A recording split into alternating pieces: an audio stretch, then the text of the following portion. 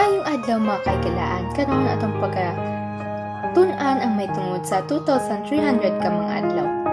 Ang propesiya sa 2,300 ka mga adlaw makita sa Daniel 8 bersikulo 14 nga nagaingon, ug siya miingon kaniya hangtod sa 2,000 ug 300 ka mga adlaw, unya ang balaan niya dapit pagkalimpyuhan.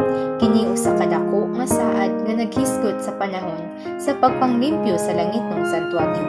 Simbolo sa paghukom sa Dios nga magsugod sa katapusan nga mga adlaw. Ang adlaw sa propesiya nagpasabot og tuig.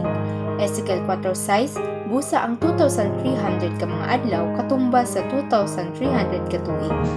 Ang pagsugod sa maong propesiya gisugdan sa 457 BC sa pagpagawas ni Haring Artaxerxes sa sugo nga pagtukod pag-usab sa Jerusalem.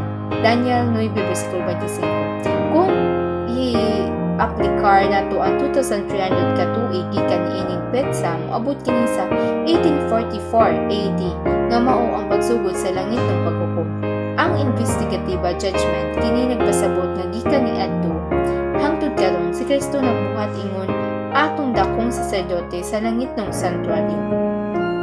Ang mensahe sa 2,300 ka mga adlaw nagpasabot nga ang kaluwasan seryoso ug ang Dios nagahimo sa iyang buluhaton sa paghukom uban sa katarungan ug kaluoy. Giingon sa Hebreo 9:24, kay si Kristo misulod dili sa balaang dapit nga gihimo sa mga kamot, kundi sa langit mismo aron magpakita karon sa atong atubangan sa Dios. Ang iyang serbisyo alang kanato mao ang katumanan sa maong propesiya.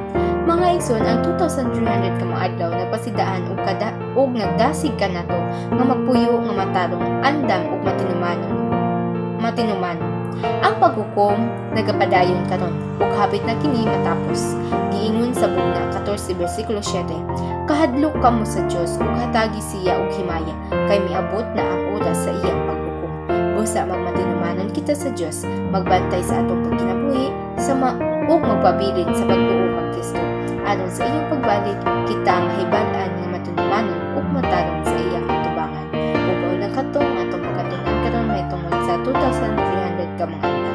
Ang Dios magapanalangin.